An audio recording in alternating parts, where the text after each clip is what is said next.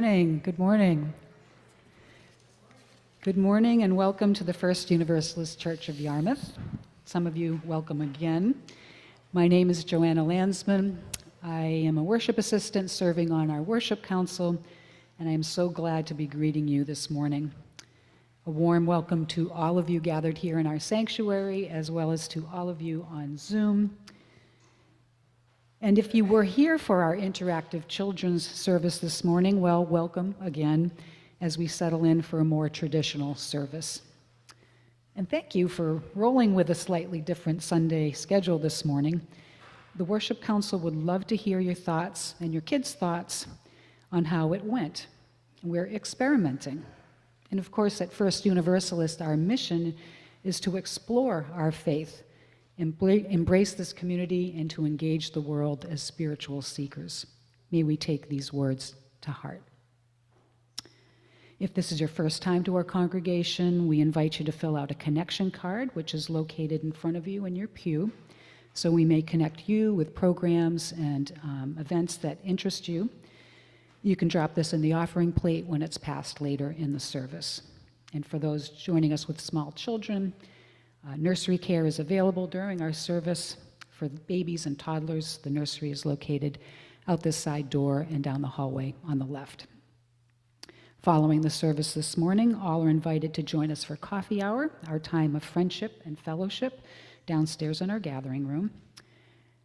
And before our service begins this morning, I actually have two announcements. One, apparently there's a green Subaru Forester that is running on Portland Street. Don't know if it belongs to anybody here, but in case you left your car running, you might want to go turn it off. The other announcement is that directly following the service this morning, Reverend Hillary will hold our monthly Soul Matters discussion on our October theme of deep listening, which will run until about 12:30. So grab your coffee and snacks, join her and other First U friends for a thoughtful and thought-provoking discussion. For more information about additional happenings at First U, see your Sunday morning news, or come ask us questions at the welcome table downstairs during coffee hour. We can help you connect. But now I invite you to take a deep breath, perhaps stretch, as we settle into this time together. Our music director, Sam Chandler, will lead us into worship.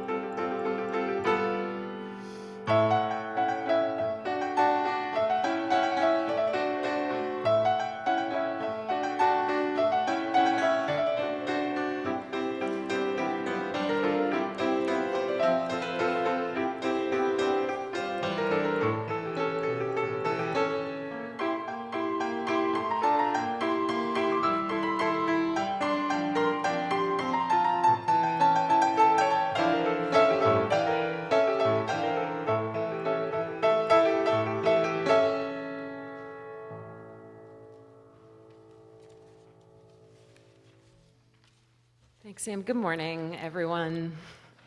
Here we are again. How are you? Good. Glad to hear it. I'm Reverend Hillary. I serve as the minister of our church, a building that sits upon land once tended and held sacred by people of the Wabanaki. This land is a bank of the Royal River, once known as the Wescustigo. And as we aspire here to mend the harm that has taken place and continues to take place across this earth, each week we gather in this sanctuary to practice peace and friendship. And so it is with love at the center, my friends, that I say, whoever you are, wherever you're from, whomever you love, whatever it is you have done or need to do, you are welcome here. And we're so glad that you are here practicing peace and friendship with us today. Our words of invocation this Sunday of Indigenous Peoples Weekend is a poem by Joy Harjo, whose name means Joy Crazy Brave. She's the former National Poet Laureate and a member of the Muskogee Creek Nation. I read Joy Harjo's poem entitled For Keeps. Sun makes the day new. Tiny green plants emerge from the earth. Birds are singing the sky into place. There's nowhere else I want to be but here. I lean into the rhythm of your heart to see where it will take us. We gallop into a warm southern wind. I link my legs to yours and we ride together toward the ancient encampment of our relatives. Where have you been? They ask. What has taken you so long? That night, after eating, singing, and dancing, we lay together under the stars. We know ourselves to be part of mystery. It is unspeakable. It is everlasting. It is for keeps. Good morning, my friends. As I invite our Sunday strummers up to lead us in our opening hymn, I invite you to turn to your neighbors and wish them a good day. Yeah.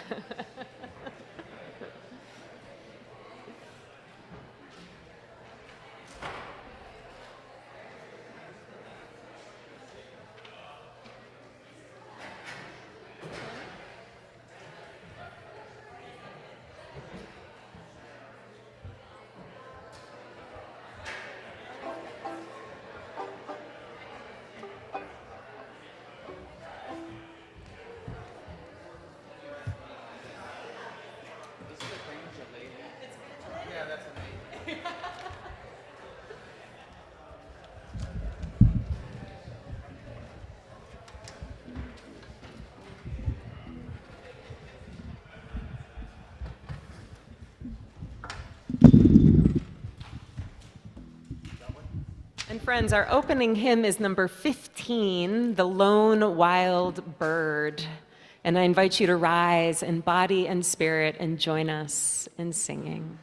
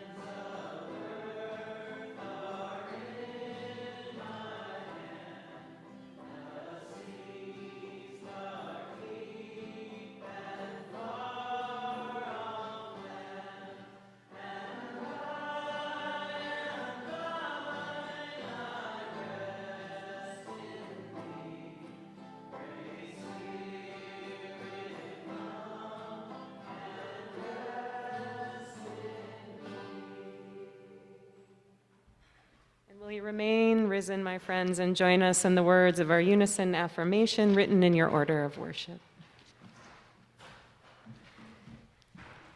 We are united in seeking to increase love with justice and to constitute a free church open to all people.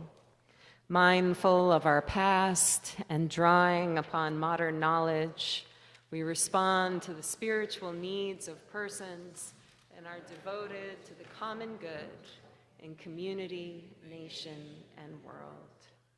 We cherish the integrity of each individual and search for truth with reason as our guide.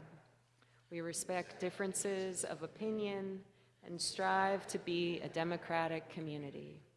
We are concerned with this world and open to the future. You may be seated, friends.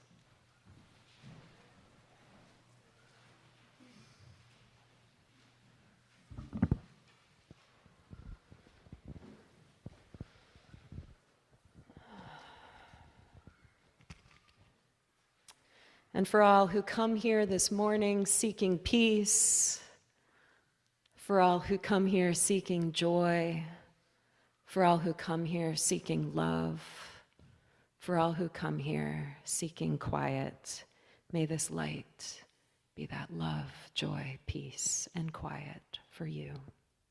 And friends, will you join me in the words of our chalice blessing? We light our chalice in peace and friendship. Let it be so.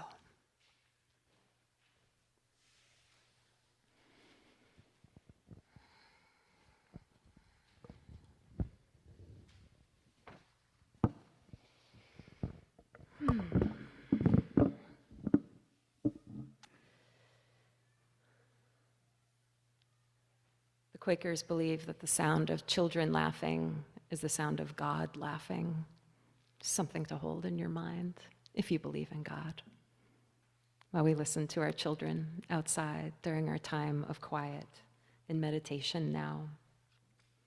This is a time to reflect on the events of the past week, look forward to what might come in the days ahead, offer a prayer of loving kindness to someone who could really use some loving kindness, or to simply be here now in the fullness of this moment. Following this time of quiet, we'll have a time to light candles. But first, though, friends, will you join me in taking a deep, refreshing breath in, a calming breath out, and relax into a sacred time of stillness and listening.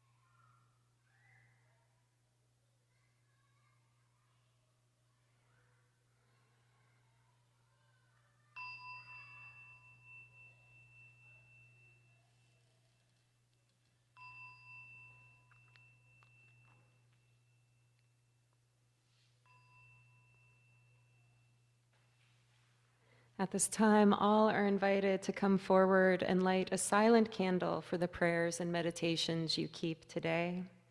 Though we'll not be sharing our feelings out loud this morning, our gathered community and I hold your joys and sorrows with you today and always.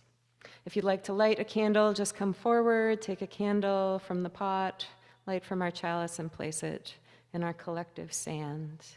We ask that as you place candles in the pot, you begin at the far end and move towards the pulpit, being careful never to reach over a flame. Friends joining us virtually this morning, please write in the chat if you'd like to have a candle lit for you in the sanctuary this morning.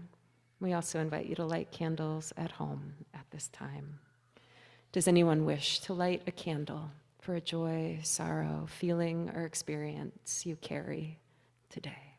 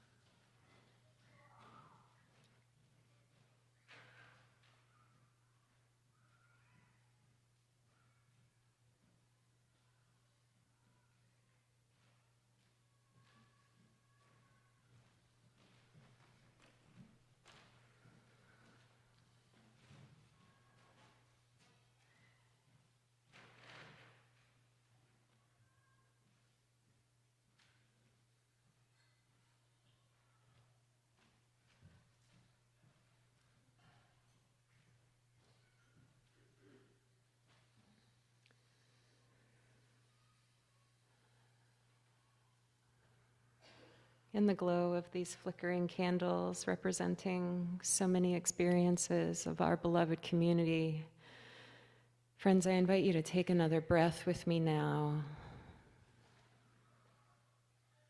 Center down. And hold in your mind someone far away that you do not know.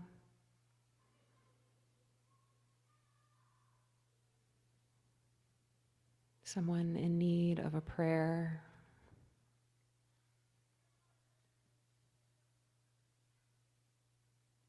Acknowledge the fullness, the wholeness of this being, and offer them love and peace in a way that only you can.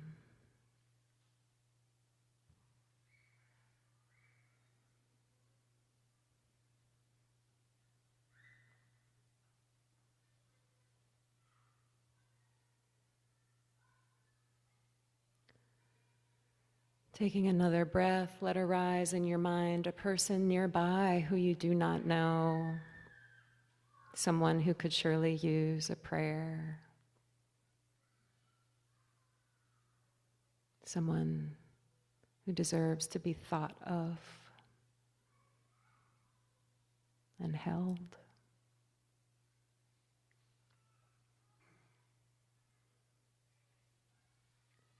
And in a way that only you can, offer them love and peace as a prayer.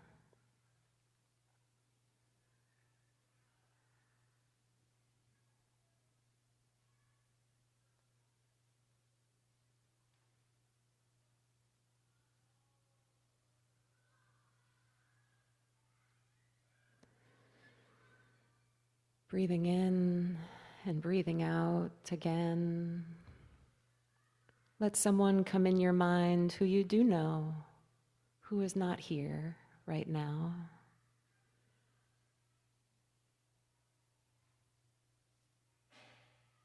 Who is in need of a prayer,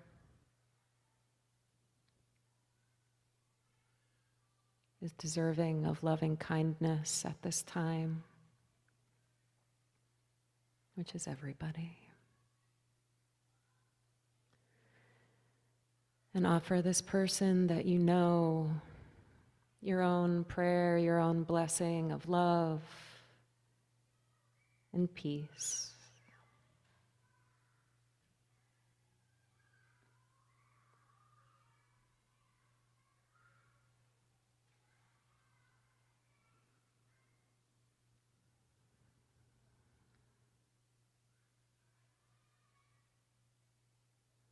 Breathing in again now, listening to the sound of our children playing outside. Hear these children. Hold them in your mind and offer them love and peace as a prayer, as a blessing.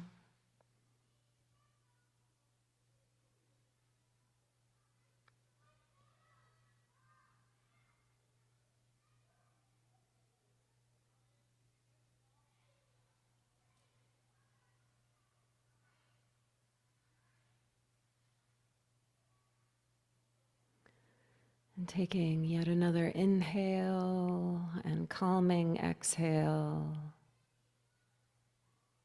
Offer a prayer of love and peace to someone very close to you right now, perhaps even the person sitting right next to you, someone here in this room.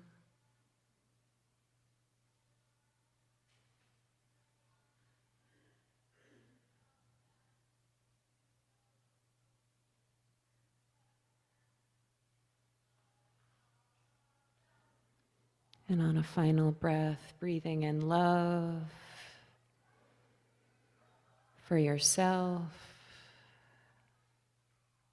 and breathing out peace to surround you today. Let it be so, and amen. Our friend Joanna will introduce our offering.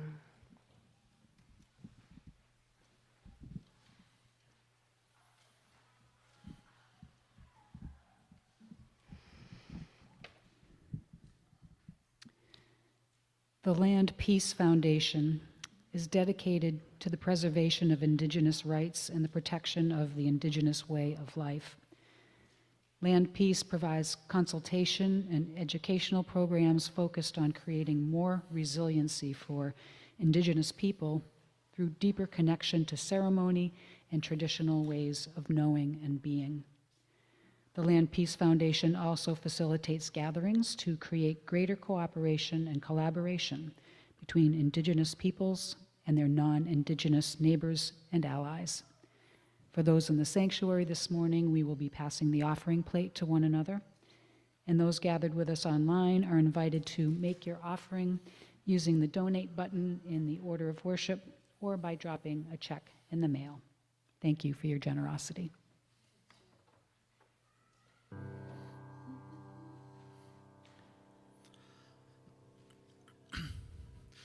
Aurora Borealis, the icy sky at night, paddles cut the water in a long and hurried flight from the white man to the fields of green and the homeland we've never seen. They killed us in our teepee and they cut our women down. They might have left some babies crying on the ground, but the fire sticks and the wagons come, and the night falls on the setting sun. They massacred the buffalo, kitty corner from the bank. The taxis run across my feet and my eyes have turned to blanks. In my little box at the top of the stairs, with my Indian rug and a pipe to share.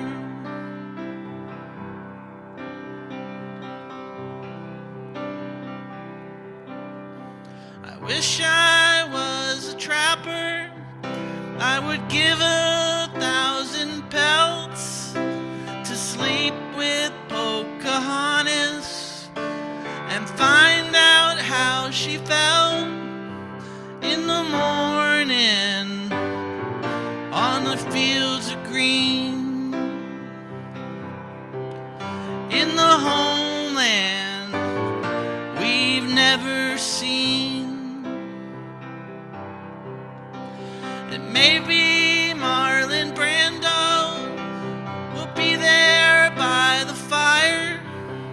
We'll sit and talk of Hollywood and the good things there for hire, and the Astrodome and the first teepee.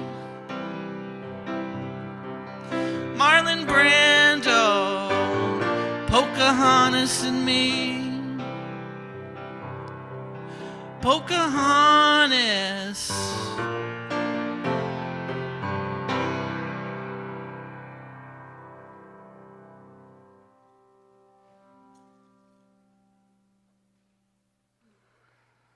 Thanks, Sam. Friends, will you rise in body and spirit again and join in singing our song of thanksgiving? The short verses are in your order of worship.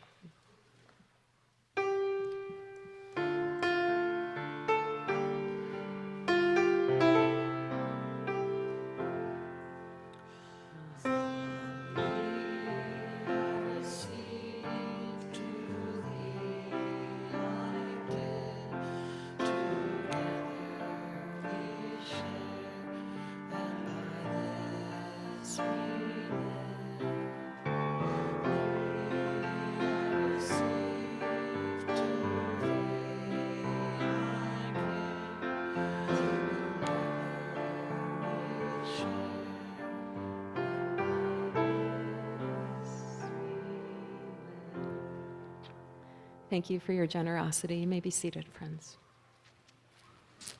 Our reading this morning is a poem by the Pulitzer Award-winning poet and one of my all-time favorite poets, Sharon Olds. She doesn't write a lot of poems that are appropriate for church, but this poem works really good for today. It is entitled Ode to Dirt. Dear Dirt, I am sorry I slighted you. I thought that you were only the background for the leading characters, the plants and animals and human animals. It's as if I had loved only the stars and not the sky, which gave them space in which to shine. Subtle, various, sensitive, you are the skin of our terrain. You're our democracy. When I understood I had never honored you as a living equal, I was ashamed of myself, as if I had not recognized a character who looked so different from me. But now I can see us all, made of the same basic materials, cousins of that first exploding from nothing, in our intricate equation together. Oh, dirt, help us find ways to serve your life. You who have brought us forth and fed us, and who at the end will take us in and rotate with us and wobble and orbit.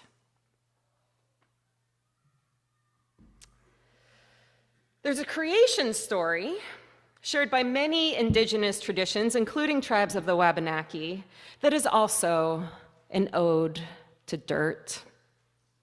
It begins with Sky Woman, the mother of all life. Sent from the upper world, where the great spirits whirl and watch and make and remake, she comes to the lower world, the earth, before it became earth. When it was, just a vast and formless void, an endless body of deep water.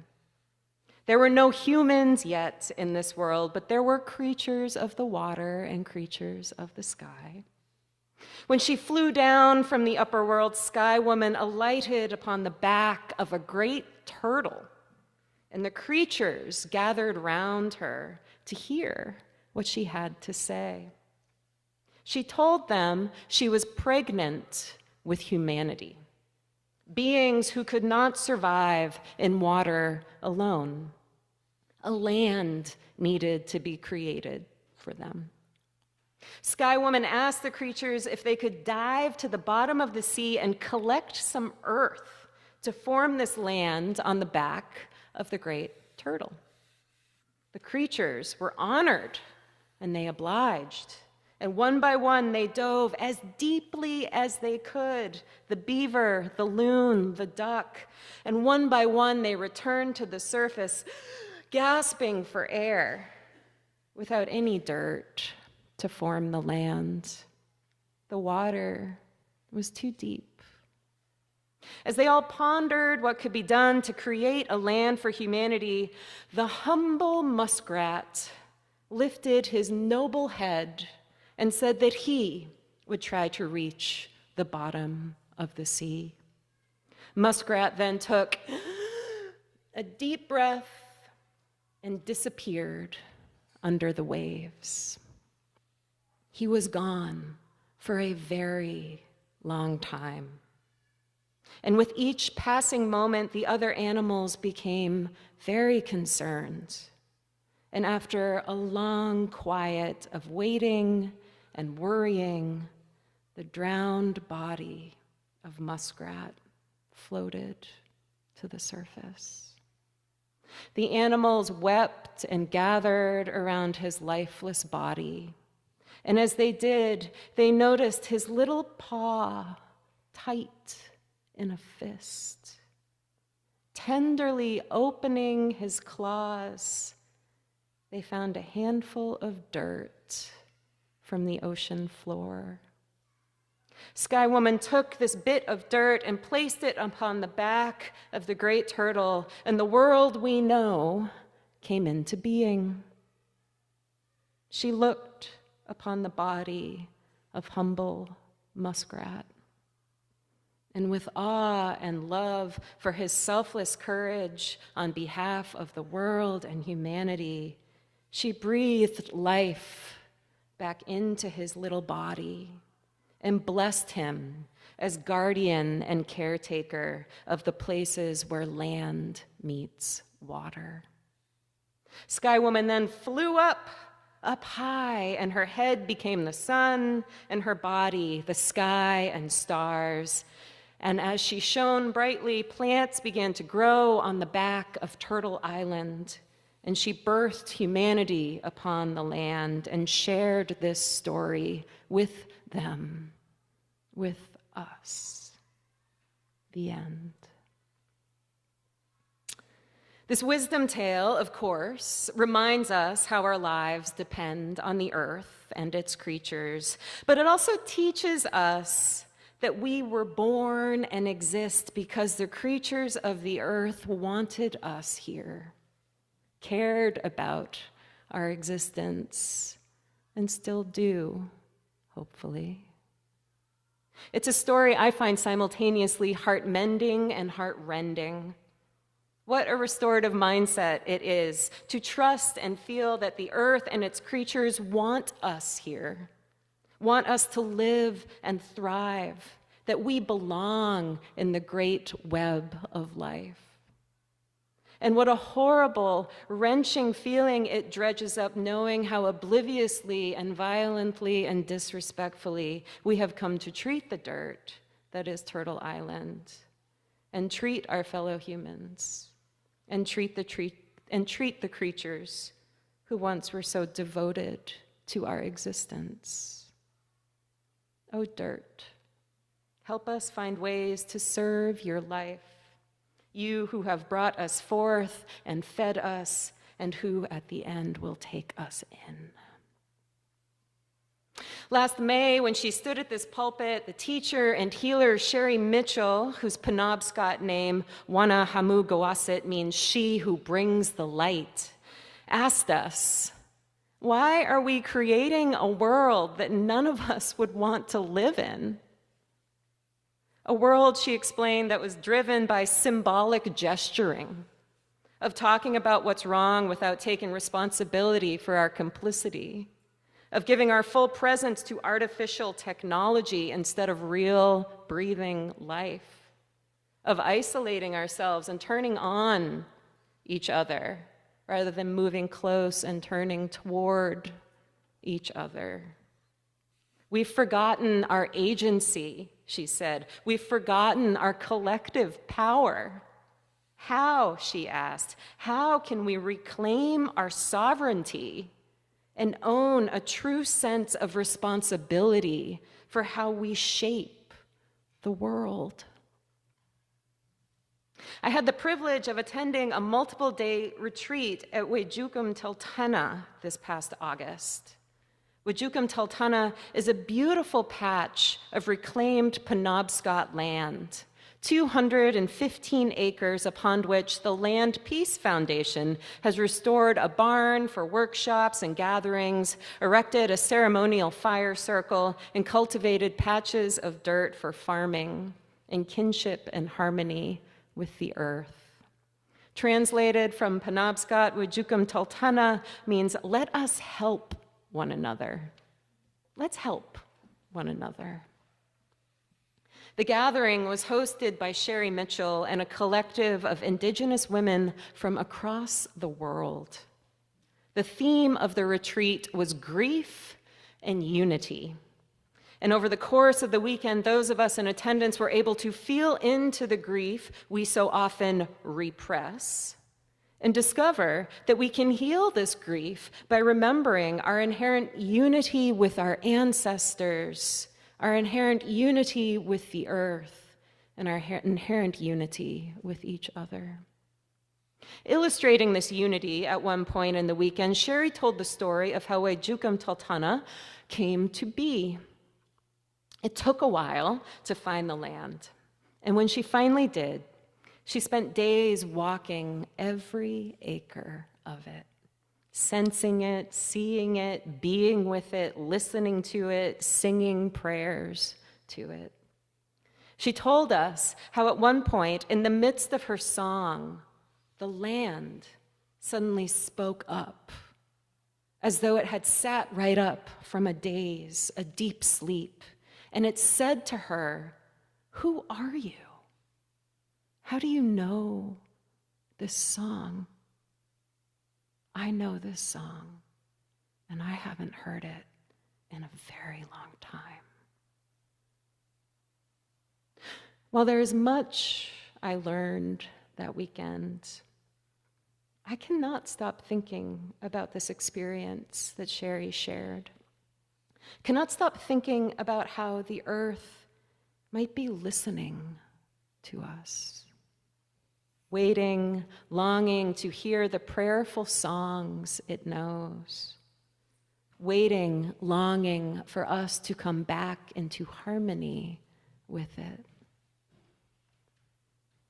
What does it do to you to think of the earth, the dirt beneath us, in a daze, as isolated and lonely as many of us are?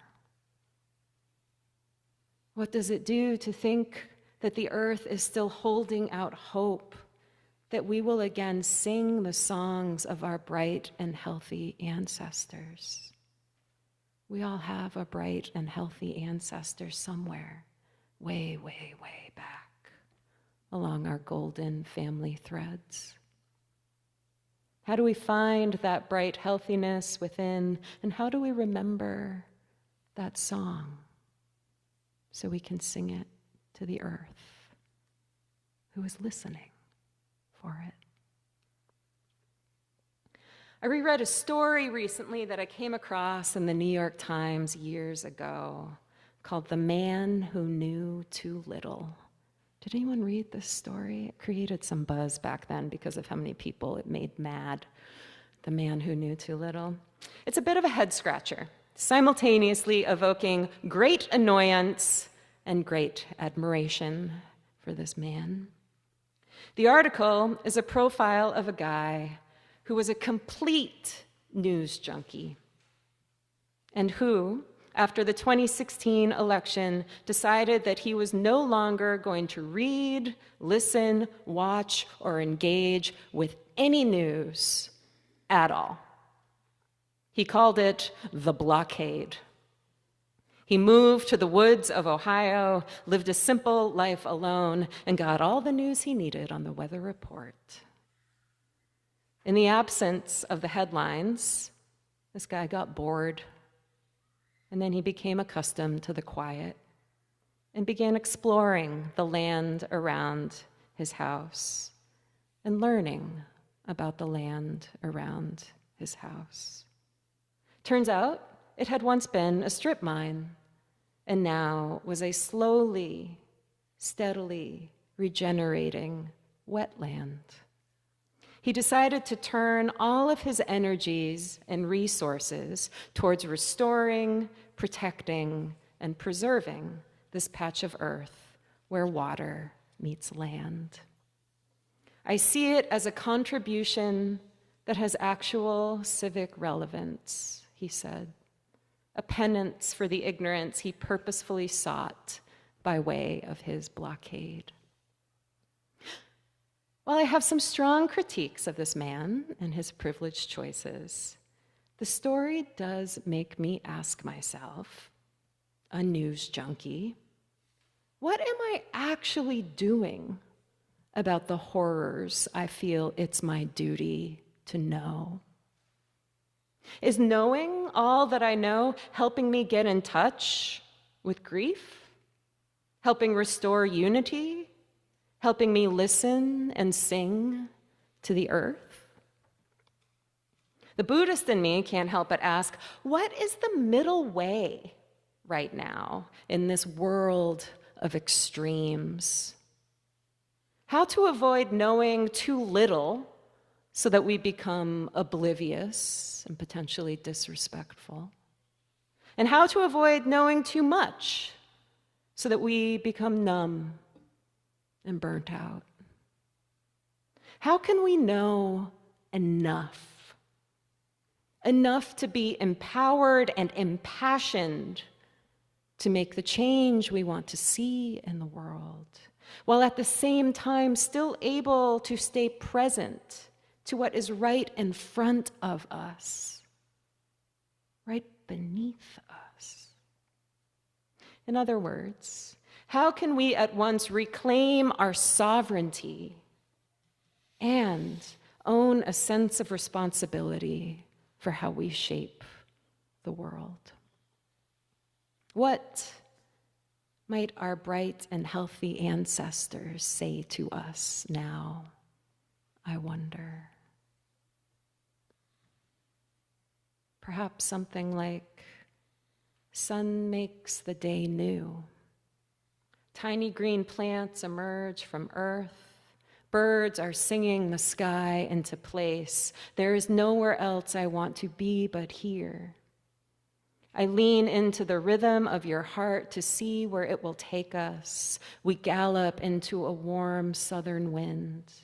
I link my legs to yours and we ride together toward the ancient encampment of our relatives. Where have you been? They ask. What has taken you so long? We know ourselves to be part of mystery. It is unspeakable, it is everlasting, it is for keeps. Let it be so. And let there be light and dirt and water and song and listening, and let there always be the greatest praise for the humble muskrat. Amen, and blessed be. Our closing hymn is number 112 in your hardback hymnal, Do You Hear? And friends, will you rise in body and spirit again and sing with me?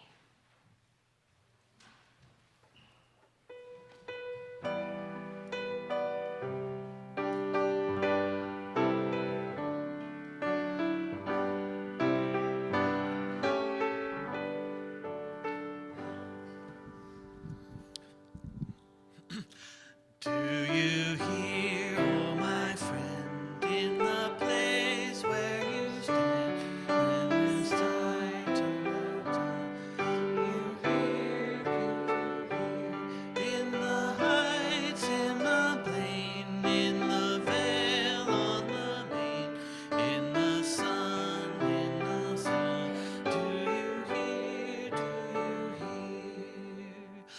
through the roar, through the rush, through the fun with the crush, in the heat of the storm of your soul,